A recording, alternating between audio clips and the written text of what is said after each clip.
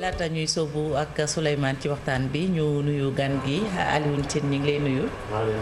mu ngi doon yow nag yaay fondateur Africa Jom Center ci kanam tuuti daañu taxaw ci waxtaan bi mais Chérif mën nañoo door ak Souleymane. waaw ñu door ak Souleymane jàngat bi nag tey ci ajuma ji fàtti ñu ngi ko jagle rek xew-xewu jamono ku ne xam na ni ñu ngi ci situation bu compliqué ci àdduna bi rawatina Sénégal ak épidémie bi di mbas mi. coronavirus fi mu toll am na ay mesures yoo xamante ne bi mu fi doog a dugg ci weeru mars kilifa yi jëloon nañ ko yaakaar ni mënoon buñ ko defee mbas mi dina fi teel a jóge juróomi weer après mu mel ni kon situation baa ngi jëm kaw tey ji ci ngoon ministre de l'intérieur war na ñëw waxaat ay mesures yoo xamante ni kilifa yi jël nañ ko le président a donné un avant-goût démb ci conseil présidentiel bi ñu jagleel gestion épidémie bi ba ne sax dàqul ñu amal li naan état d'urgence localisé terme la boo xamante ni moom président moo ko jiite laataalu Souleymane ba mbir mi doog a am na ay dogal yoo xamante ni kilifa yi jëloon nañ ko est-ce que loolu effectivité ba matoon na ba tey ñuy xalaataat jël yeneen dogal ngir taral mbir yi. waaw Chérif gannaaw ba ma delluwaatee di nuyu ñëpp. di nuyu suñu téléspectateurs yi. effectivité mesure dañ koy fàttali. li ci njëkk benn bi moom mooy takk masque. dañu ne woon moom mooy moyen bu gën a wóor. ngir aar sa bopp. aar ñeneen ñi. dëgg la parce que boo takkee masque bi. amaana virus bi. xëj na masque du téye virus à 100%. waaye dina wàññi bu nekkee da nga nekk ku am virus bi. xëj na bu waxee du ñàkk. am lu jóge ci moom dem ci nit ñi. masque bi dina la aar. waaye yow sa bopp bu nekkee da nga ànd ak virus bi. boo waxee wala nga tichooli wala nga sëqat wala yi nu mel. masque bi amaana mën na ko téye donc su ma solee masque keneen sol masque mu wàññi ci man wàññi ci moom amaana du egg. fu mu egg tey loolu benn la beneen bi mooy ñu ne nañu raxas loxo yi di di ko raxas bu ñu amul saabu bu ñu ko raxasee gel hydroalcoolique yi nga xam ne mu ngi ne gaañu nag ci dëkk bi nit ñi di ko utiliser surtout bu ñu nekkee foo xam ne du ñu egg ci ndox walla ci saabu beneen bi moom mooy ñu dandante bàyyi 1 mètre ba 1 mètre 50 wala 2 mètres suñu diggante xam nga yooyu yëpp ay mesures la woon yoo xam ne waxoon nañ ko sans compter yeneen yi nañu wàññi déplacement yi wàññi rassemblement yi yooyu yëpp buñ ko boolee normalement war na am njeexital ci xeex bi ñuy xeex mbas mi waaye li ñu seetlu moom mooy mbas bi delluwul gannaaw te ñi koy weddi wax dëgg yàlla xëj na seen niveau d'information te dinañ jaaxal ci yenn niveau de responsabilité état bi ñu njort ni information bu eggu fa misaal démb dafa am benn document bu ñu publier boo xam ne datu document bi le 3 août la document moom mu ngi tudd CITREP te ñun ñëpp war nañ di si bàyyi xel ñu ngi ci 43e numéro CITREP rapport la boo xam ne tous les 3-4 jours lay génn CITREP boobu fa la ñuy wax xeex bi nu mu doxee fu mu toll et cetera CITREP bu mujjee amaana tey dina am benn CITREP bu génn parce que diggante le 3 ak léegi xam nga léegi mu mat 5 jours donc dina am benn bu génn xëj na tey waaye bi mujjee le 3 ñu ngi woon ci nombre de morts yi 213 je pense mais xam nga booy xool nombre de décès yi au jour le jour da ngay réer ndax dina am benn fan démb am nañ juróomi nit ñu faatu waaye le jour d'avant ou 2 jours avant 0 la ñu am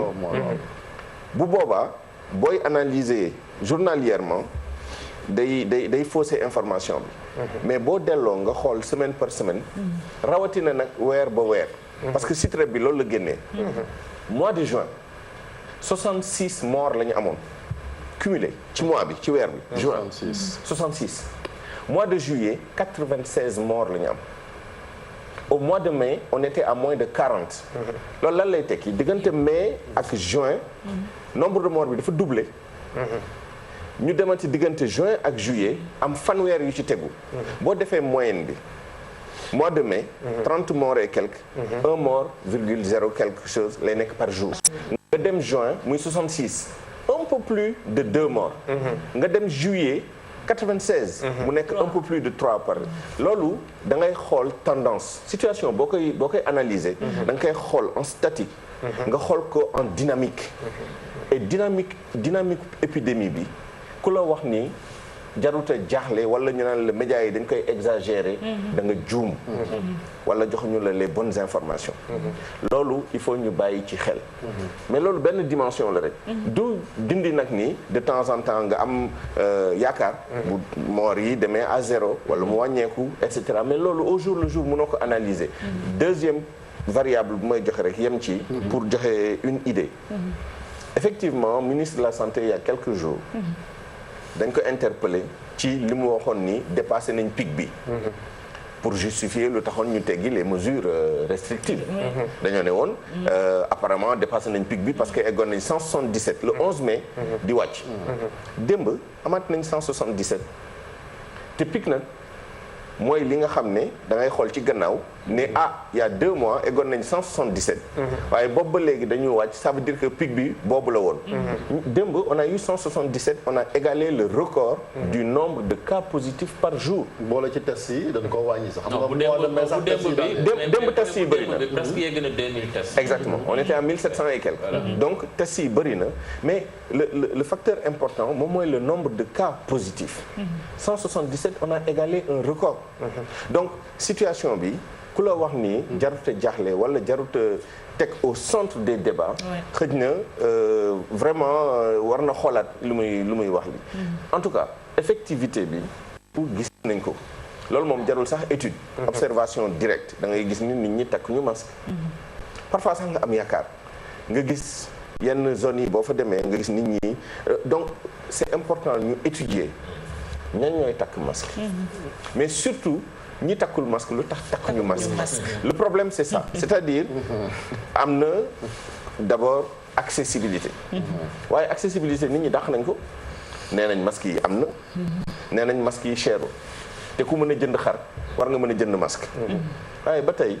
loolu ce sont des raisonnements faciles parce que li may wax li ça relève plus de la psychologie que d'autres choses mais loolu benn dimension la accessibilité beneen dimension bi moom mooy conformité parce qu'il faut pas porter le masque pour porter le masque moi j'ai vu des gens yu takk masque wax dëgg yàlla dama leen di wax ne seen masque bi dama leen ngeen sànni ko c'est vrai bañ a takk masque moo gën li ngeen di def nii parce que sol takk masque pendant une semaine photo defoo ci loo xam ne dalay aar ni nga ko takkee baaxul ça devient même un risque donc Souleymane man masque yooyu itam bëgg nañu interpeller parce que yaa ngi koy wax mais dañu promettre woon 10 millions de masques ñu ne am na programme boo xamante ne gouvernement bi da koo samp sànq Modou Fall mi nga xamante ne des fois day ànd ak waa DER ci terrain bi nee na waa DER nee nañ ko financé nañ par exemple lu toll ci 3 milliards ñu ne ana koppar ya ana masque ya waaw loolu tamit beneen wax la parce que effectivement en dehors même DER am na yeneen autorités yu annoncé des chiffres 70% de mise en œuvre effective programme bi effectivement question bi ñuy laajte moom mooy ana masque yi bu masque yi amee tamit ndax masque yi conforme la boobu beneen dimension la bu nekk fii mais la question mooy ana masque yi bu masque yi amee tamit lu tax nit ñi takkuñu ko daf may delluwaat ci facteur psychologique parce que dañuy wax communication xam nga dafa am ñaar yu am ci dëkk bi bu nit ñi jaaxlee rek jiñ communication c'est un argument très facile waaye def nañ ñuy waroon def yëpp communication moo jàll beneen bi moom mooy li anglais yi di wax shoot the messenger moom mooy français di ko wax casser la température le thermomètre température bi di yéeg nga jël thermomètre bi dem moom mooy nga ne journalistes yi ñoo def lii wala médias yi ñoom ñoo def nii voilà loolu président wax na ko ci source A journal source A ne woy presse bi mi ngi jéem a joxañ baaraam tuuma presse bi c'est loolu yombul xëy na xam nga nañu waxante dëgg du ñu nekk dans un corporatisme primaire mën nañ ko analyser mën nañ analyser est-ce que médias yi effectivement ñu ngi exagérer loolu analyse la nekkul lu ñu wax nii rek mën nañ ko xool mais il faut pas tomber dans des arguments faciles c'est-à-dire état actuel bu ñu nekk nii wax médias yi c'est casser le thermomètre le fond du problème il est là pour revenir au facteur psychologique tey jii bëggoon naa xam d'abord ñu segmenté ña ñooy utiliser ña dul utiliser parce que parfois nga dem yenn lieux yi tu es rassuré nga gis ñëpp takk wax dëgg yàlla nga dem yeneen lieux yi damay joxe benn exemple bëgguma stigmatiser kenn am na fu may jaar su may xëy tous les jours benn corps de métier spécifique la su ma waxul ñan la xëy na du ñu mën a comprendre. damay jaar Soumbédioune tous les jours. Soumbédioune wax dëgg yàlla nit ñi takkuñu masque. du ñii di napp ñii di jaay jën di ñii di jënd si. kenn du takk masque. c'est pareil dans certains marchés aussi. Souleymane mais Souleymane dafa am beneen donnée tamit boo xam ne ni je pense que peut-être que soo ko xoolee foofu mën nga xaw a comprendre quelque part sortie président parce que suñu nee xam nga ñu ne nee nañ dañuy wax ni épidémie bi mi ngi ci niveau bu doy waar. mais Sénégal soo xoolee réanimation chiffre ba ñu fay annoncé tout le temps demul ba yegg 100 du tiital nit ñi. Ce qui veut dire que kon am na si ñoo xamee ni personnellement c'est eux qui se mettent en danger parce que quand on dit ay autorités yoo xamee ni ay intellectuels feebar tëju seen kër bëgguñu dem hôpital parce que stigmatisation la ñu ragal au dernier moment ñu yóbbu leen fekk cas bi c'est déjà perdu ñu faatu ce qui veut dire que quelque part tamit ñoom ñooy toroxal seen bopp di yokk statistiques yi di yokk taux de létalité bi. Ah mais ça nous ramène au facteur psychologique rek. gis nga pour revenir à mon exemple communauté boobu bi ñu waxee dañu def gilet de sauvetage pour dem géej. y a eu beaucoup de résistance nii la demee woon toog nañu ay at yoo xam ne mën nga leen indil gilet yi jox leen ko gratuitement am na yenn milieu du mën a ñëpp nag mais amoon na yenn milieu yoo xam ne boo takkee gilet ñu ŋàññi la ne la da nga ragal. yaa fuus nga. donc day am nooy travailler. ay éléments de langage yooyu indi. xam nga nit mënoo ko responsabiliser ci loolu xëy na man mii su ma daloon dinaa hésiter pour dem dama suñu entourage ñu ñëpp gis nañ ay nit ñoo xam ne. amoon nañu ay symptômes. ñii naan la ay sentiratuma dara ñii naan la et cetera ñii naan la grippe la et cetera ñoo xam ne. avant bu ngeen waxtaanoon dañ la naan woy man su ma ko amee du ma hésiter dem et cetera mais bu ñu présenter des symptômes yàlla rek a xam ndax dañoo amoon wala amuñu. mais demuñu. suñu entourage ce sont des intellectuels. des collaborateurs. des collègues yoo xam ne bu ñu nekkee en situation boo gisee seen réaction da lay interpeller. da nga ne xëy na man su ma nekkoon fii tamit nii lay def. donc le problème ce sont pas les individus. le problème c'est ban environnement psychologique la ñu mettre en place pour faciliter. ni man su ma dalee mu yombal ma. ma jóg ne man de yéen ñii ñëpp maa ngi leen di wax ni dama ko am. donc dandu leen ma ngeen moytu ma. maa ngi dem ci médecin yi. su ma demee amaana dañ ma téye yóbbu ma ci benn hôtel téye ma fa 2 semaines. loolu tamit bu amee ma aar sama njaboot et cetera mais ñun ñëpp xam nañ ni plus de 50% bu ñu gisee symptômes yi du ñu présenté wu chez les médecins. donc voilà pourquoi il faut aller au-delà des prescriptions, des incantations et cetera. Analyser davantage lu tax nit ñi duñu sol masque par exemple am na benn question boo xam ne dama koy poser fii ça va peut-être provoquer un tout peu. xale bu jigéen boo xam ne dafa bëgg jaayu tey moom taaram la bëgg wone nga ne ko solal masque suba ba ngoon kenn dootu la gisati kenn dootul gis sa kanam na exemple lay joxe mën na nekk góor boo xam ne problème am moom mooy takk masque bi am na lu mu koy gàllankoor day yàq sañseem soyons un peu plus voilà day yàq sañseem est-ce que bu boobaa bu ñuy defar masque yi duñu xool les dimensions esthétiques ban besoin ban frein est-ce que identifier nañu frein yi tax nit ñi duñu sol masque duñu respecter et puis am nañu oui voilà ce que juste peut-être pour fekk si la ci li nga wax am na ñoo xam ne dañu naan la su ma ko sax dafa may yàqal mais am na ñoo xam ne am na des masques yoo xam ne tu peux pas respirer dedans boobu beneen loolu sont les raisons mécaniques am na amee raisons mécaniques yoo xam ne ñii dañ naan la way mënu ma noyyi ñii naan la sama bakkan ñii naan la daf ma gêner ñii naan dafa diis et cetera gis nga bu ñu identifier wul les freins xam lu tax nit ñi duñu def ba pare corriger ko ci ni ñuy defaree masque yi ni ñu koy rendre disponible ni ñu koy présenter pour mu conforme ak les attentes contourner les freins yi tax nit ñi duñ ko takk on sera là à discuter du même sujet dans des mois donc analyse boobu bu ñu ko deful fii la ñu nekk rek naan communication sensibilisation est-ce que sanction yi kon dina efficace waaw bu ñu wax ñuy wax waxu amende ak yooyu bu fekkente ni takkuñ ko ak répression bi est-ce que dina régler problème ak li nga wax ni non pour man c'est un mix comme en toute chose da ngay combiner mais da ngay combiner après analyse gis nga dimension stratégique boobu dimension analytique boobu dafa am importance parce que one size fits all le anglais yi di wax. moom mooy unisexe mooy da ngay jël benn solution rek. appliquer ko à tout le monde. Ça ne marche pas. il faut nga analyser ba xam lépp. segmenter. nga xam ne Souleymane mi kii. nu may jëflante ak moom pour mu sol masque bi wute nag soxna Fatimi nu may jëflante ak moom pour mu takk masque kii nii laay wax ak moom nii laay jëflante ak moom nii laay et cetera Souleymane mi xam na yëg na am na lu mu jëndee masque Souleymane xam na lan mooy danger yi Souleymane xam na lan mooy et cetera ba pare bañ a takk ak ki nga xam ne xamul yëgul tinul ba pare mënuñoo bokk àtte donc il faut ñu am aussi cette approche analytique am cette approche stratégique segmentée